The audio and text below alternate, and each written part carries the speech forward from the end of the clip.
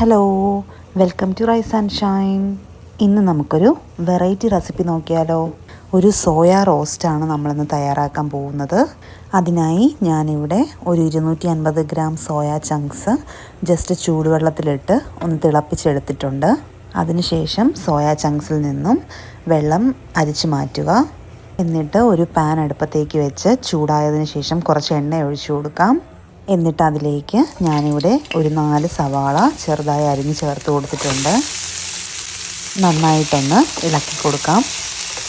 എന്നിട്ട് അതിലേക്ക് ആവശ്യത്തിന് ഉപ്പ് ചേർത്ത് കൊടുക്കാം. വീണ്ടും നന്നായിട്ടൊന്ന് ഇളക്കി കൊടുക്കാം. സവാള വേഗം വഴണ്ട് വരാനായിട്ട് നമുക്ക് പാനിനെ ഒന്ന് മൂടി വയ്ക്കാം. എന്നിട്ട് അതിലേക്ക് ഒരു 3 പച്ചമുളക് ചെറുതായി അരിഞ്ഞ് ചേർത്ത് കൊടുക്കാം. വീണ്ടും നന്നായിട്ടൊന്ന് ഇളക്കി കൊടുക്കാം. ഇനി അതിലേക്ക് ഇഞ്ചി വെളുത്തുള്ളി പേസ്റ്റ് ചേർത്ത് കൊടുക്കാം. വീണ്ടും ഇതെല്ലാം കൂടി നന്നായിട്ടൊന്ന് ഇളക്കി കൊടുക്കാം. ഇനി അതിലേക്ക് ഞാനിവിടെ ഒരു ടൊമാറ്റോ അരച്ചെടുത്തിട്ടുണ്ട്, അതിനെ ചേർത്ത് കൊടുക്കാം. എന്നിട്ട് വീണ്ടും നന്നായിട്ടൊന്ന് ഇളക്കി കൊടുക്കാം. ഇപ്പോൾ നമ്മുടെ ടൊമാറ്റോയും ഏകദേശം ഒന്ന് വഴണ്ട് വന്നിട്ടുണ്ട്. ഇനി അതിലേക്ക് ഒരു 1/4 ടീസ്പൂണ് മഞ്ഞൾപ്പൊടി ചേർത്ത് കൊടുക്കാം. എന്നിട്ട് വീണ്ടും നന്നായി ഇളക്കി കൊടുക്കുക. അടുത്തതായി ഒരു 2 ടേബിൾ സ്പൂൺ മുളക് പൊടി ചേർത്ത് കൊടുക്കാം.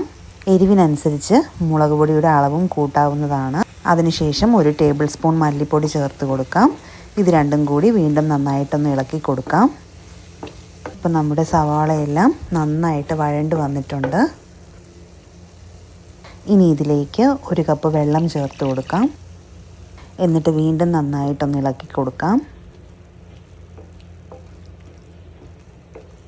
അടുത്തതായിട്ട് 1 ടീസ്പൂൺ ഗരം മസാല ചേർത്ത് കൊടുക്കാം.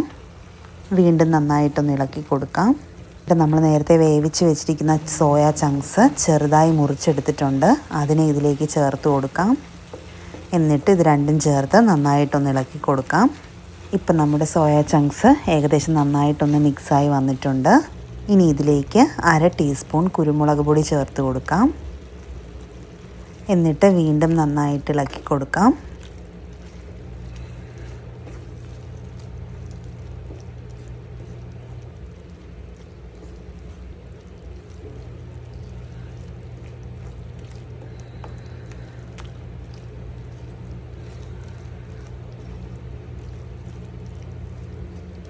അടുത്തതായി കുറച്ച് മല്ലിയില ചെറുതായി അരിഞ്ഞ് ചേർത്ത് കൊടുക്കാം. ഇത് നമ്മുടെ റോസ്റ്റിന് ഒരു പ്രത്യേക ഫ്ലേവർ കൊടുക്കും. എന്നിട്ട് വീണ്ടും നന്നായിട്ടൊന്ന് മിക്സ് ചെയ്തെടുക്കാം.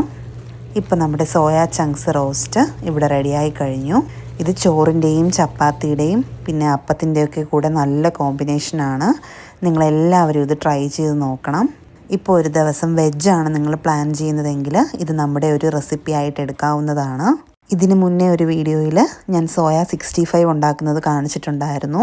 ഇത് രണ്ടും നല്ലൊരു കോമ്പിനേഷനാണ്. നിങ്ങൾക്കിത് ഉറപ്പായിട്ടും ഇഷ്ടപ്പെടും. എല്ലാവരും ട്രൈ ചെയ്ത് നോക്കണം. ഈ വീഡിയോ നിങ്ങൾക്ക് ഇഷ്ടമായെങ്കിൽ ലൈക്കും കമൻറ്റും ഷെയറും ചെയ്യാൻ മറക്കരുത്. കൂടാതെ എൻ്റെ ഈ ചാനൽ സബ്സ്ക്രൈബും ചെയ്യണം. കൂടാതെ നിങ്ങളുടെ ഓരോ അഭിപ്രായവും എന്നെ കമൻറ്റിലൂടെ അറിയിക്കുകയും വേണം.